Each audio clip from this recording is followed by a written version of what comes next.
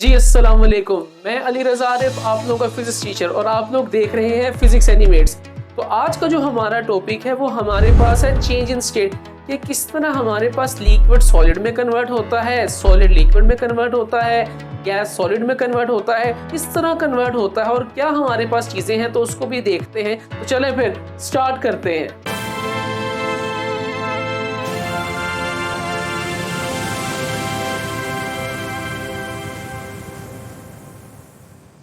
जी बिस्मिल्लाहिर्रहमानिर्रहीम। तो स्टूडेंट्स, आप लोग यहाँ पर इस टॉपिक को अपनी किताब में देख रहे होंगे कि यहाँ पर हमारे पास कोई भी हेडिंग नहीं है।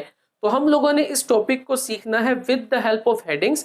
तो मैंने आपके सामने यहाँ पर इसकी काफ़ी हेडिंग्स बनाई हैं, आप लोग देख भी लेंगे किताब में। तो स्टूडेंट्स, हमने इससे रेलिवेंट जो इंपॉर्टेंट क्वेश्चंस होंगे वो आपको स्क्रीन के ऊपर नजर आ रहे होंगे। वो कुछ इंपॉर्टेंट शॉर्ट क्वेश्चंस भी आप लोग स्क्रीनशॉट ले लें कि इनको आप तैयार करेंगे, और एंड पे जिस तरह हम एमसीक्यूज करते हैं एमसीक्यूज को भी देखेंगे। तो स्टूडेंट, सबसे पहले हमारे पास चेंज इन स्टेट क्या है। चेंज इन स्टेट का मतलब ये है कि मैटर चेंजेस स्टेट बाय, जो हमारे पास मैटर है वो चेंज हो सकता है किन किन चीजों में या कैसे चेंज हो सकता है। आप अपनी किताब में देखें तो मैटर किन किन तरीके से चेंज हो सकता है। या तो वो क्या करे, अब्जॉर्बिंग एनर्जी, या तो वो एनर्जी को क्या करे, अब्जॉर्ब करे, तो उसकी स्टेट चेंज हो सकती है। या तो वो क्या करे, एनर्जी को लॉस करे, लॉसिंग एनर्जी। या तो वो एनर्जी को अब्जॉर्ब करेगा, या तो वो एनर्जी को स्टूडेंट्स क्या कर सकता है, लॉस कर सकता है। तो इस तरह वो एक स्टेट से दूसरी स्टेट में जा सकता है। जैसे कि मैंने आपको यहाँ पर एक हेडिंग के तौर पे मैंने बताया है कि स्टेट में चेंज किस किस तरीके से हो सकती है, कि हम सॉलिड से लिक्विड में जा सकते हैं, लिक्विड से गैस में जा सकते हैं, गैस से लिक्विड में जा सकते हैं, और लिक्विड से स्टूडेंट्स हम कहाँ पे जा सकते हैं, गैस में। स्टूडेंट्स, मैंने आप लोगों के सामने यहाँ पर एक हेडिंग रखी है, जरा हेडिंग देखिएगा। इस हेडिंग को आप लोग मार्क करें कि अब्जॉर्प्शन ऑफ एनर्जी, और मैंने ये भी यहाँ पर लिखा हुआ है कि हेडिंग कहाँ से लेकर कहाँ तक आप लोगों ने करनी है। उसके बाद अब अब्जॉर्प्शन ऑफ एनर्जी का मतलब क्या है। अब्जॉर्प्शन ऑफ एनर्जी का मतलब यह है कि अगर हमारे पास कोई भी सब्सटेंस है, अगर आप उसको क्या दें, हीट दें, हीट देने से वो देखें क्या होगी, उनकी काइनेटिक एनर्जी क्या होगी, ज्यादा होगी। काइनेटिक एनर्जी ज्यादा होगी, वो ज्यादा रैपिडली भागेंगे, तेजी के साथ भागेंगे, और वो ज्यादा स्पेस घेरेंगे। तो उसको मैंने इस तरह लिखा, आपकी किताब में भी ऐसे ही है कि मॉलिक्यूल्स मूव रैपिडली। कब रैपिडली मूव करेंगे, जब वो एनर्जी को क्या करेंगे, अब्जॉर्ब करेंगे। इसी तरह अगर एनर्जी को अब्जॉर्ब करेंगे तो उनका सेपरेशन क्या होगा, इंक्रीज हो जाएगा। इसको मैंने ऐसे कैटेगराइजेशन की, आप भी ऐसे कर सकते हैं।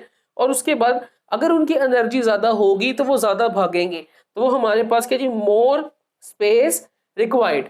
तो स्टूडेंट्स, आपकी किताब में भी चीजें कुछ ऐसे लिखे, लेकिन मैंने स्टेप बाय स्टेप हेडिंग्स बनाई, आपने अपनी किताब पे ये हेडिंग्स बना लेनी है। उसके बाद तो उससे स्टूडेंट्स रिजल्ट क्या होगा, अगर हम एनर्जी को अब्जॉर्ब करेंगे, एनर्जी को अब्जॉर्ब करने से क्या क्या रिजल्ट्स हो सकते हैं। तो रिजल्ट्स को जरा देख लेते हैं। रिजल्ट पहला ये है कि अगर हम एनर्जी को बहुत ज्यादा अब्जॉर्ब करें, जैसे कि आप सपोज कर लें कि हमारे पास आइस है, ठीक है, तो आइस सॉलिड है।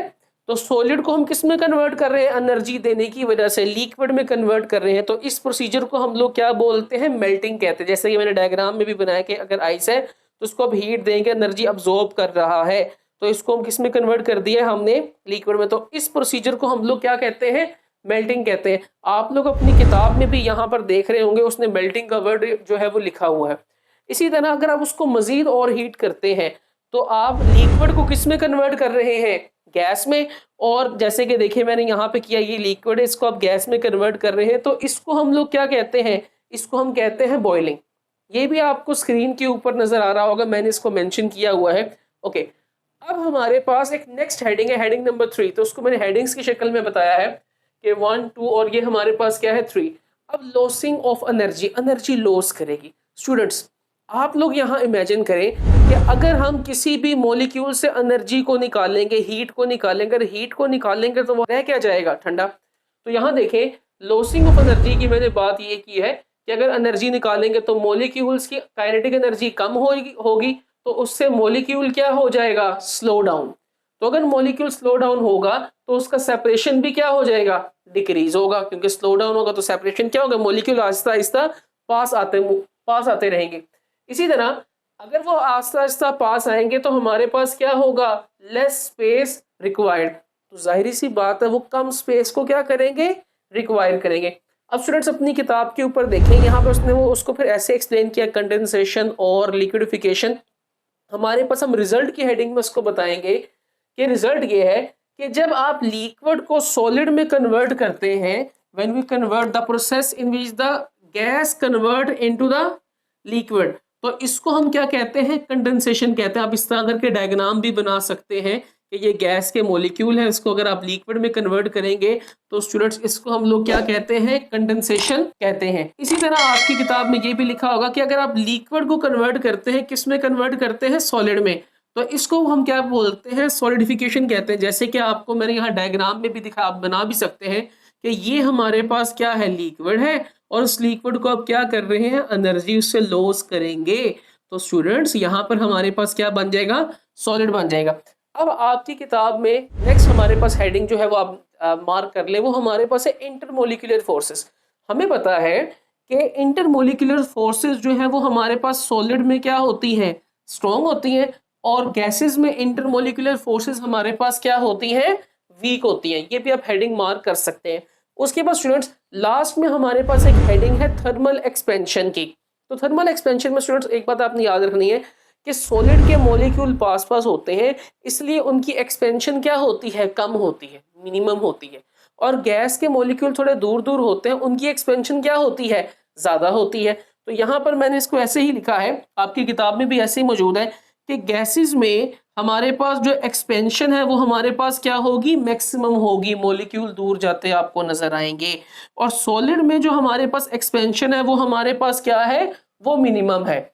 इसी तरह ये मैंने हेडिंग दी थी, एक लास्ट हेडिंग जो है वो आप खुद दे सकते हैं कि इसकी रीजन हमारे पास क्या है, कि हमारे पास जो गैसेस है उसमें जब उसको हीट करेंगे तो उनके जो सेपरेशन है, मॉलिक्यूल है, वो क्या होंगे, दूर दूर जाएंगे। तो मैंने लिखा है लार्ज सेपरेशन इन गैसेस। और आखिर में हमारे पास जो सॉलिड के मॉलिक्यूल दूर नहीं जाते, वो पास पास रहते। क्यों, क्योंकि उनकी जो इंटरमोलिकुलर फोर्सेस है वो हमारे पास क्या होती है, बहुत ज्यादा स्ट्रॉन्ग होती है। तो स्टूडेंट्स मैंने आपसे ये आर्टिकल डिस्कस कर लिया है। अब मैं कुछ एमसीक्यूज आपसे डिस्कस कर लेता हूँ कि हमें ये टॉपिक समझ भी आया है या नहीं। जी स्टूडेंट्स, अब हम एमसीक्यूज नंबर 1 डिस्कस करेंगे।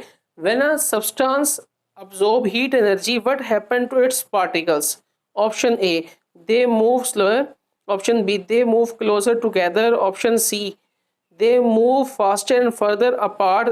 Option D, they stop moving. तो स्टूडेंट्स बिल्कुल ठीक, ऑप्शन सी इसकी करेक्ट है, they move faster and further apart. MCQs number 2, why does a solid change into a liquid when heated? Option A, intermolecular forces become stronger.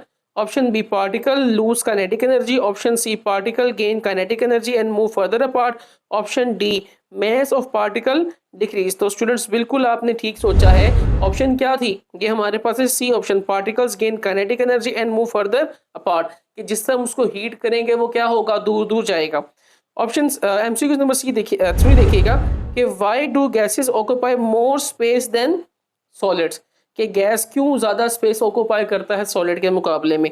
Option A, gases have stronger intermolecular forces. Option B, gases particle are further apart. Option C, gases particle are heavier. Option D, gases contain less energy. तो हमारे पास option students क्या है, B option है कि gas particle are further apart. Option B. MCQs number 4 हम start कर रहे हैं। Which state of matter has the weakest intermolecular forces? Option A solid, option B liquid, option C gas, option D plasma. तो students जो weakest intermolecular forces हमें पता है वो किस में होती है जी, गैस में। इंपॉर्टेंट एमसीक्यूज है।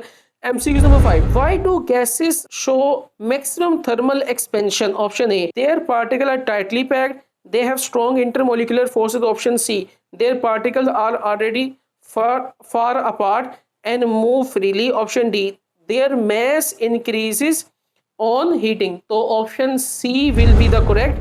Their particles are already far apart and move freely. तो स्टूडेंट्स मैंने आपसे ये सारे MCQs जो है वो मैंने डिस्कस कर लिए हैं। आपको ये टॉपिक बहुत अच्छे तरीके से समझ आ गया होगा। अगर समझ आया है तो उसको चैनल को लाइक करें, सब्सक्राइब करें, अगर स्टूडेंट्स तक भी क्या करें, शेयर करें। तो बस फिर आज का प्रोग्राम समाप्त होता है। अल्लाह हाफिज़।